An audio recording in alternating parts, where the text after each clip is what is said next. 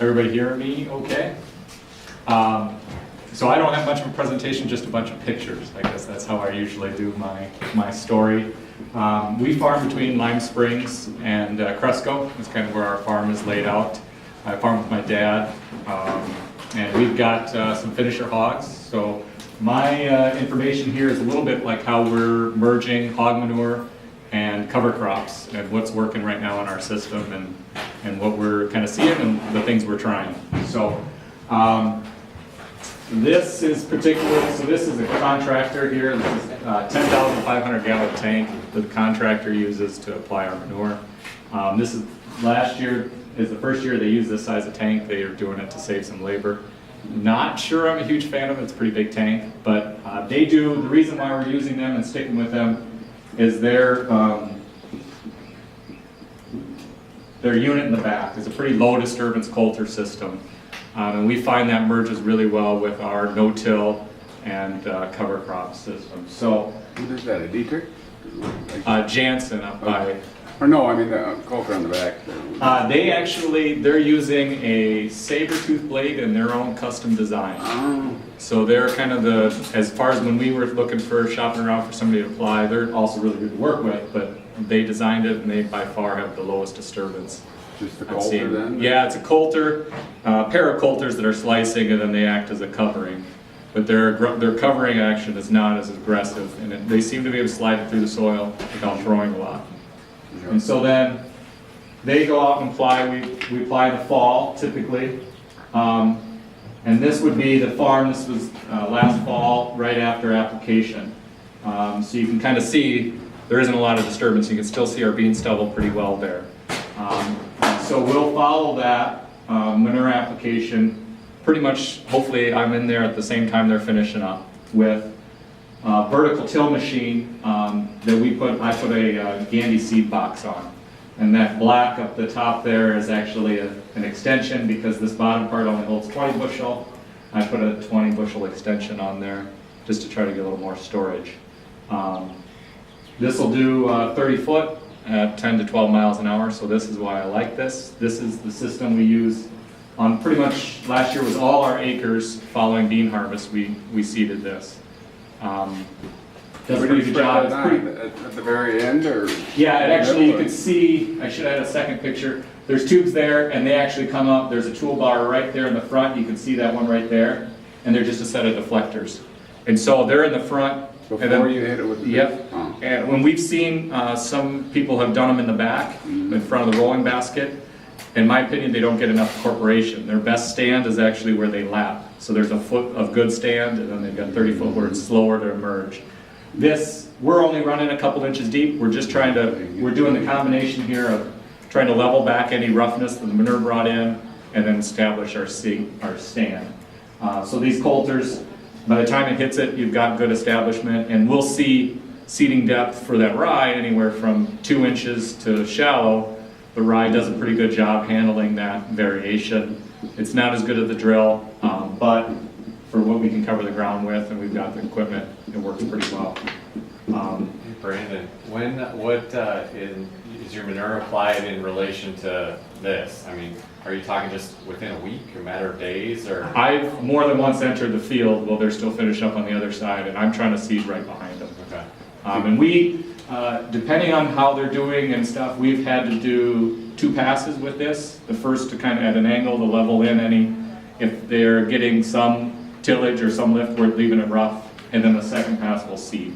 But I like to be pretty much right behind it. And they're pretty close to the combine, chasing the combine too? Yeah, we try to get them, we're one of the first ones to call them in the season. So we're not, we know we're giving up something by putting the manure on earlier in the Yeah, season that's where there's where I was more going, risk. yeah. But our belief is that rye is chasing that down and we kind of see that. And so then that kind of compromises, takes care of that compromise. We particularly like it because they're not as busy then.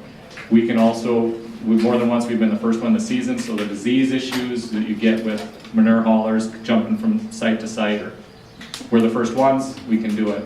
Last year I put I drilled right behind the combine Yep. with rye, and it got up this high, and I waited till later and I went out with the nitrogen manure on it. Yep. After that, I Yeah. thought maybe the nitrogen, or the rye would kind of hold the nitrogen Yep. from leaching off. Yeah. Doing that, or? Yeah, that's what we're looking at, is that, and so if we see that, so this would be, this is actually a picture from fall of 2016, this is November. So we put manure on early in October, mid-October, right after bean harvest last year. I don't have good pictures from this previous fall, and I'll tell you about some of the problems we had this previous fall, but this is right after kind of mid-November. So you can see we've got a good establishment of rye.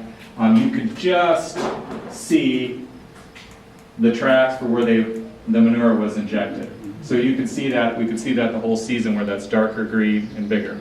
How many gallons of manure are you putting down?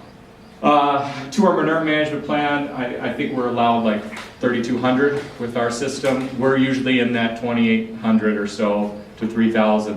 One thing we've done, and with these big tanks we did, is we said, we had a farm that was 3/4 mile down and back, and we just said, use up an entire tank so we don't have them jumping in and out to try to minimize traffic. We've got enough hogs to cover about 50% of our corn ground, maybe a little more. I'm kind of a believer in the biology of that manure, and so we're trying to spread it about as thinly as possible, actually. I'd rather cover more acres with less manure And it's than still try to not push too it. wet when you're trying to put that seed in? No, I think we've seen pretty good. That's up on top. They get it down far enough.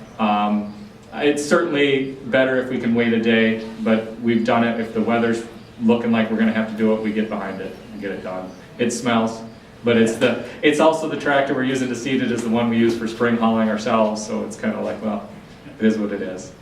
But we've had pretty good luck.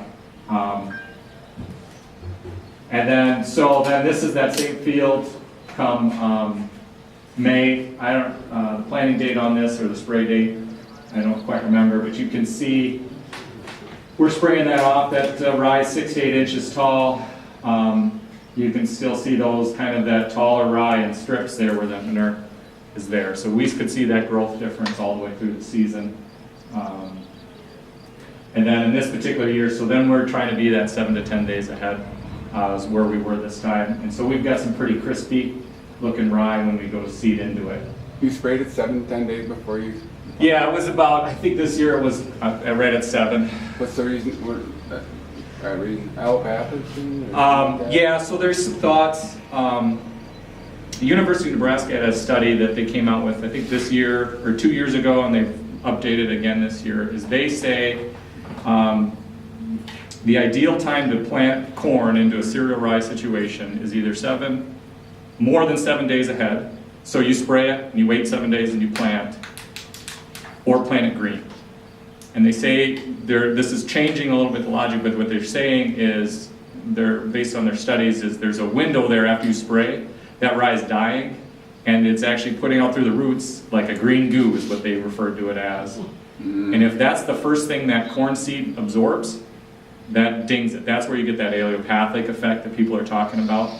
That it's either maybe it's the Roundup in the green goo or just the green goo, and that plant doesn't do as well, it dings it more. And so this is what we did last year. I'll show you towards the end. We planted green this year and we didn't see any effects because this year we couldn't spray. It was just straight up. It was the first day, like Jake was saying, the first day we had to spray was the first day we could plant corn. And so we did them both at the same time and we had good luck. 2016, I did a 180-foot strip where I did not spray it. And so I had in the middle of one of my fields, I had a green strip that was 180 foot wide. And my corn growth, I couldn't tell a difference between that and planting into this. So, Could you see the difference all spring though? Is it greener there? so the one thing I did see is, if anybody remembers 2016, we had those hot, shortly after planting, the corn was probably on its second leaf. We had hot, drying winds. It got pretty hot for a week there, at least in our area.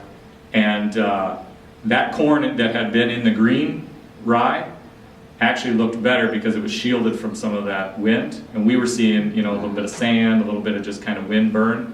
And that rye actually looked better. But by the time I got to June or July, end of June, July, I couldn't see a height difference. We couldn't see a yield difference. We just saw effectively no effect from planting it green versus planting it into this kind of condition.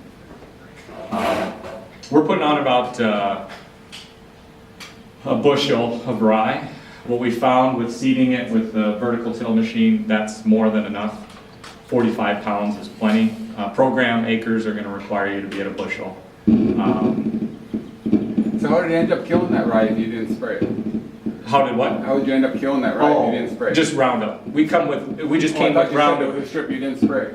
There was, we just Yeah. sprayed it after corn, the day after corn planting kind Oh, of thing. then you got it. Yeah, Okay. yeah, and so it's more or less just looking at the timing of, does it Okay. matter if I have it Oh, planting I green see. versus planting brown? Okay. How about your row cleaners? Were you know, when the dead grass is like that, is that, you know, you got your Martin row cleaners on there, were you plugging up at all? These are actually the sharp tooth ones. Okay. That makes a difference. We tried, the first year we did a lot of cover crops back in 13, and in 14 we tried planting some with spike tooth, and they do want to wrap. This short of rye, which is at 6 to 8 inches, I don't think wrapping's going to be a real big deal, because it's a small enough, it's almost like, it's just not Yeah. not up there. But if you're talking about that knee-high, which where we plant beans into the knee-high, waist-high stuff now, that I think you got to be serious about your row cleaners. But a lot of guys are starting to tear them off and just say, don't need it at all. I'm not quite that gumption, but so here's another shot of us planting, and you can see that rye was taller where the manure was applied. I particularly have gotten to like this look where, unless you're kind of looking down your rows, you can't actually tell you've been in there and planted. And that is kind of behind our planters, what we were looking at for planting. We were using a Dawn curve tine. Since then, these were kind of worn out. We've gone to the Copperhead furrow cruisers. Work great. So that's my plug for a company there. But there's a lot of options. We had one point we had 5 different row cleaners or closing wheels on our planter, and those are the ones that floated up to the top. And then that's that corn coming out, putting on that second leaf. You can see this rye's got some height to it still. It's kind of holding on. This had some growth to it, but interesting enough, yeah, you can see there. One problem with being a cover crop or no-till is looking from the road, it's hard to know what you got. If you have anything out there, you gotta get your butt out of the pickup. And the neighbors start to wonder. We've had the coffee talk, shop talk that we forgot a field. You know, asking the hired man who goes to the coffee shop, like, hey, the Reese's losing their mind, they forgot to plant a field on the blacktop. But this is literally, this is this farm, and that is the same farm 10 days later. We had pounding rain, and the rye just broke. And it was unbelievable. We were wet for 3 days there.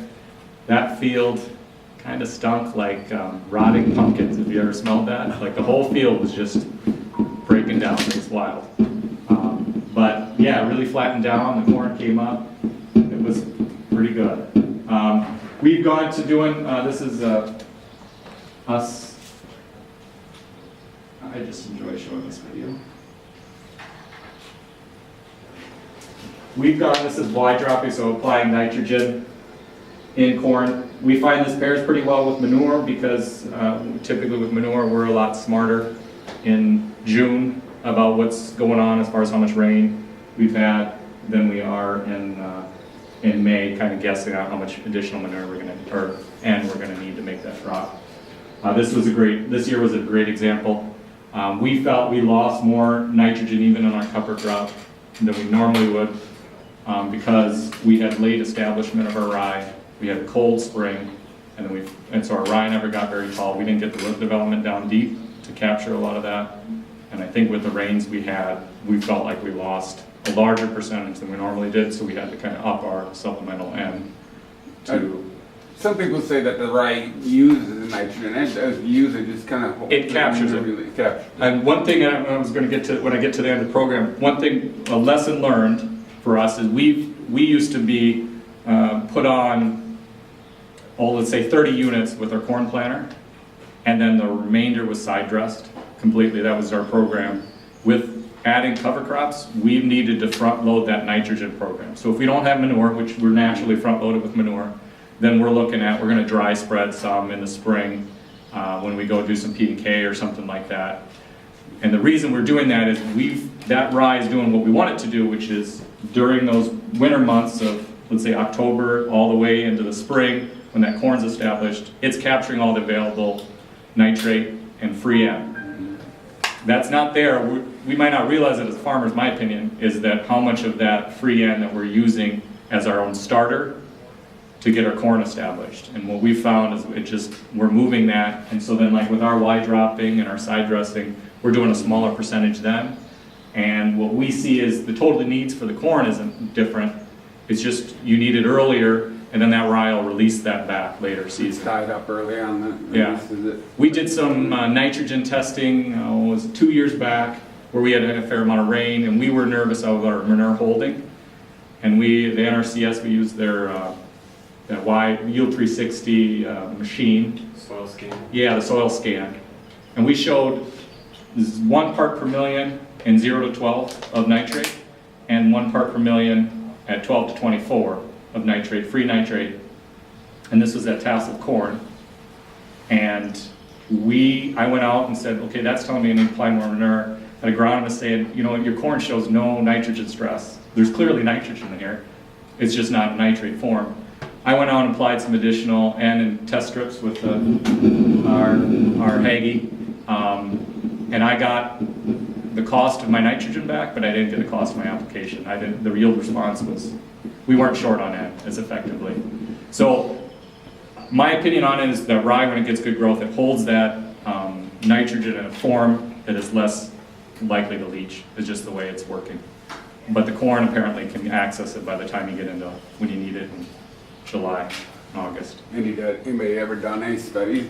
So Beginning Farmer Network has had some studies out where they're doing that, and they've shown that changes the free nitrogen curve from being a lot of free nitrogen earlier in the season because the soil's mineralizing and doing all those things, to moving it to later, moving it into the kind of the goal for me is I want all the nitrogen on my farm, at least when I'm planting corn, to be available in July and into August, kind of those windows when we're actually using it, versus they were showing it's all available early, and you're adding supplemental, and hopefully later when you need it, but just shifting it, shift that program out, and the rye is helping shift that stuff, hold that, what's coming available because of a breakdown in bean crop, that kind of stuff.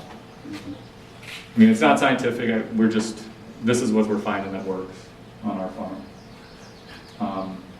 So then, that's the corn program, and then, so then come end of August, we start planning for beans. So this is our local pilot, well, out of Parkersburg, flying out with the air tractor. So we fly rye into standing corn, cereal rye into standing corn. I usually shoot for that first week in September.